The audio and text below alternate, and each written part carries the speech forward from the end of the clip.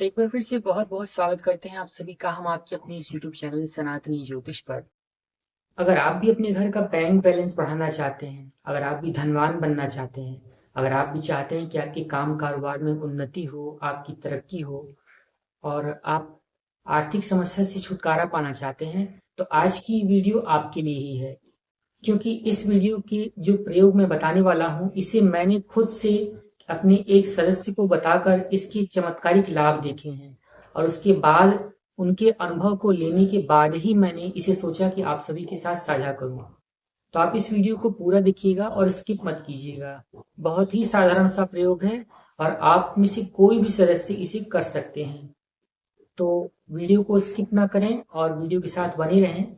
हम इसी वीडियो में आपको सारी कुछ जानकारी देने वाले हैं, लेकिन इससे पहले मेरा आप सभी से एक सविनय निवेदन है कि अगर आप मेरे इस चैनल पर नए हैं तो इस चैनल को सब्सक्राइब करें और बेल नोटिफिकेशन को ऑन कर लें। इससे आपको आने वाली हर नई वीडियो की नोटिफिकेशन सबसे पहले मिल जाएगी। तो बिना देर किए हम शुरू करते हैं आज की प्रस्तुति। दर्शकों, आप जानते होंगे कि पीपल वृक्ष की महत्ता कितनी है और पीपल वृक्ष को हमारे शास्त्रों में कितने सम्मान से पूजा जाता है। भगवान श्री कृष्ण ने गीता जी में कहा है कि वृक्षों में मैं पीपल हूँ।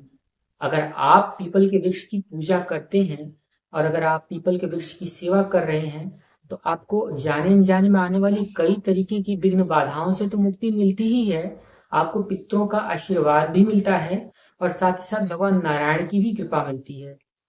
यही नहीं, अगर आप पीपल के वृक्ष की पूजा करते हैं तो आपके जीवन में सफलता के नए रास्ते खुल जाते हैं।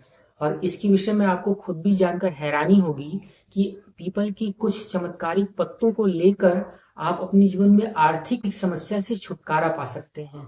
आपकी आर्थिक तरक्की तो होगी ही, साथ ही साथ आपकी मनोकांक्षा भी पूरी हो जाएगी। और इसकी चमत्कारिक प्रयोग करने की कुछ बहुत ज्यादा नियम नहीं है, बहुत ही साधारण सा प्रयोग है जिसे कोई भी कर सकता है। तो आप जान लें कि आपको करना क्या है। सबसे पहले आपको किसी भी शनिवार के दिन या किसी भी मंगलवार के दिन पीपल के वृक्ष के पास जाना है और उनको जल देना है, उनसे निमंत्रण करके हाथ जोड़कर क्षमा याचना करनी है और आज्ञा मांगनी है कि हे पीपल महाराज, हे पीपल देवता, मैं आपकी और भगवान नारायण की आज्ञा से पीपल के 2 पत्तों को ले जा रहा हूँ।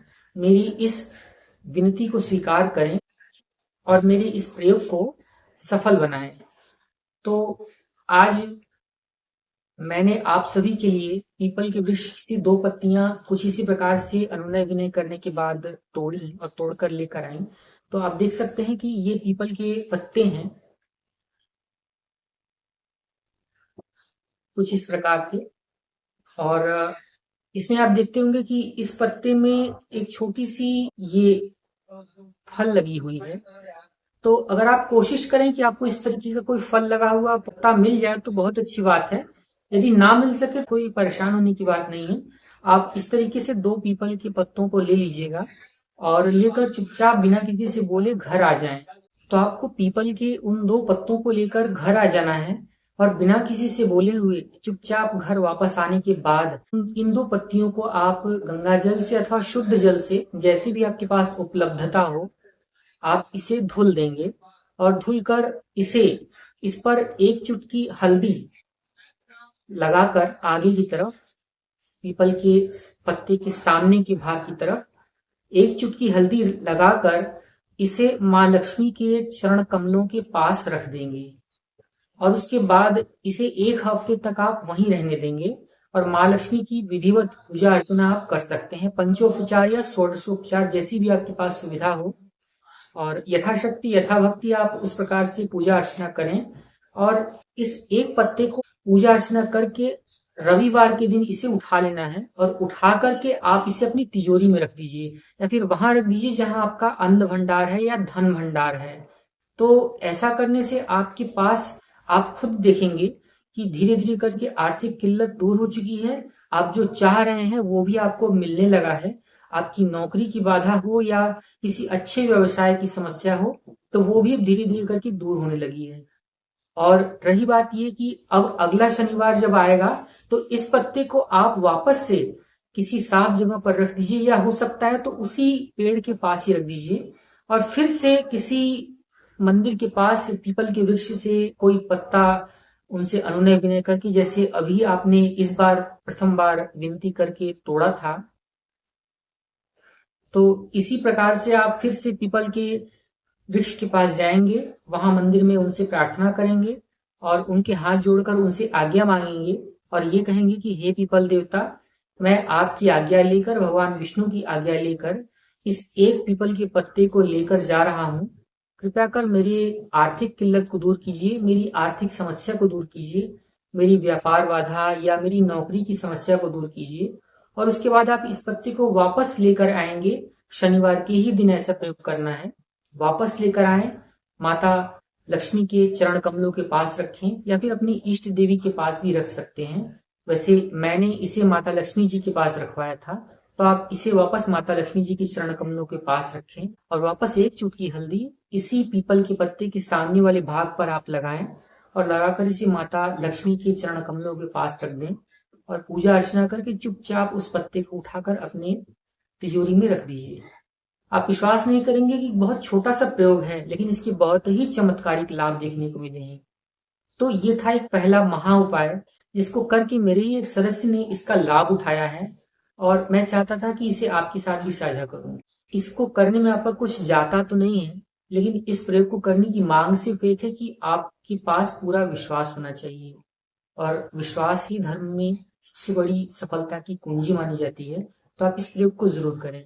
अब दूसरा महा उपाय सुन लीजिए, जिसे आपको करके अपने लाभ उठाने हैं। दर्शकों, अगर आपके जीवन में भी ढेर सारी समस्याएं हैं और समस्या हल होने का नाम नहीं ले रही हैं, आपके पास नौकरी की समस्या है, आपका व्यापार नहीं चल रहा है, अगर किसी शत्रु ने आपको परेशान कर दिया है या फिर आपकी कोई मनचाही इच्छा है जो पूरी नहीं हो सकी है, तो उस स्थिति में आपको क्या करना है वो हम आपसे बता रहे हैं। मंगलवार के दिन आपको किसी भी हनुमान मंदिर में चले जाना है और अमूमन आपने देखा होगा कि हनुमान मंदिर के पास पीपल के वृक्ष जरूर होते हैं, तो वहां से आपको 11 पीपल के पत्ते तोड़ लेने हैं। तो इसी प्रकार से गिनती करके, अनुनय विनय करके आप पीपल के वृक्ष से 11 साफ पत्ते तोड़ेंगे और तोड़कर उसे साफ जल से या गंगा जल से, जैसी भी आपके पास उपलब्धता हो, उसे आप धुलिए। इसके बाद आपको वहीं पर हनुमान जी के मंदिर में चले जाना है और इन्हीं पत्तों से आपको 11 पत्तों की एक माला बनानी है। या फिर अगर आप चाहें तो हर एक पत्ते पर श्री राम श्री राम श्री राम यही सामने के भाग पर लिख सकते हैं। लिखने के बाद अगर आप माला बनाकर चढ़ा दें तो अति उत्तम। यदि आप माला बनाकर नहीं चढ़ा सकते हैं तो आप इन्हीं पत्तों पर श्री राम चंदन से या सिंदूर से लिखकर इसे भगवान हनुमान जी के श्री चरणों में अर्पित कर दीजिए। और यदि संभव हो सके तो मंगलवार के दिन ही आप इस प्रयोग को करने के बाद वहीं बैठकर हनुमानाष्टक, हनुमान चालीसा या बजरंग बाण, जो भी आपके पास संभव हो, आपको याद हो या आपको मुंह जबानी नहीं याद है तो आप देखकर पढ़ सकते हैं, वहीं बैठकर आप श्रद्धा पूर्वक पढ़ें। या फिर आप कुछ नहीं जानते हैं तो आप ओम हम हनुमते नमः का भी पाठ कर सकते हैं। इसे आप पाठ करने के बाद भगवान श्री राम का दर्शन कर लें और आप घर लौट कर आ जाएं। आप यकीन नहीं मानेंगे, चुटकियों में मेरा दावा है आपसे कि 11 दिनों के अंदर अंदर आप खुद मुझे कमेंट करके बताएंगे कि आपकी समस्या का हल आपको मिलने लगा है। और ये एक अनुभूत प्रयोग है जिसे मैं आज आपके समक्ष साझा करते हुए बहुत हर्षित महसूस कर रहा हूँ। आप करके देखिए, आपको चमत्कारिक लाभ मिलेंगे। इसमें भी आपका कुछ जाता नहीं है, बस आपकी विश्वास की मांग है। आप विश्वास के साथ करिए, आपको फल जरूर मिलेगा। अब आइए तीसरा महा उपाय जान लेते हैं कि जिसको करके आप अपने जीवन की समस्या से मुक्ति पा सकते हैं। तो दर्शकों, तीसरा महा उपाय ऐसा उपाय है जिसका प्रयोग अभी तक खाली नहीं गया है। पूरे विश्वास के साथ करने पर इसके भी चमत्कारिक परिणाम देखने को मिले हैं। अगर आपके भी घर में आर्थिक समस्या है और आप कोई भी काम नहीं बन रहे हैं, आपके घर में कोई न कोई बीमार पड़ा ही रहता है, एक समस्या आती है, खत्म होती, फिर दूसरी शुरू हो जाती है और आपको कोई भी हल मिलता हुआ नहीं दिख रहा है, आपके घर में आर्थिक समस्या है, मानसिक समस्या है, या फिर आपकी कोई भी समस्या का निराकरण आपके पास नहीं मिल पा रहा है, तो ऐसी स्थिति में आपको कुछ नहीं करना है। आप सीधे एक मंदिर में जाइए। वहां जाने के बाद आप किसी भी पीपल के ऐसे ही किसी पत्ते को पूरे विश्वास और श्रद्धा के साथ तोड़िए।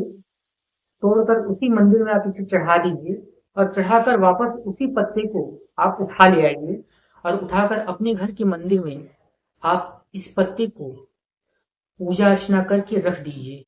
और इसके बाद अगले आने वाली रविवार के शाम में आप इसी पत्ते को उठाकर नदी में प्रवाहित कर दीजिए।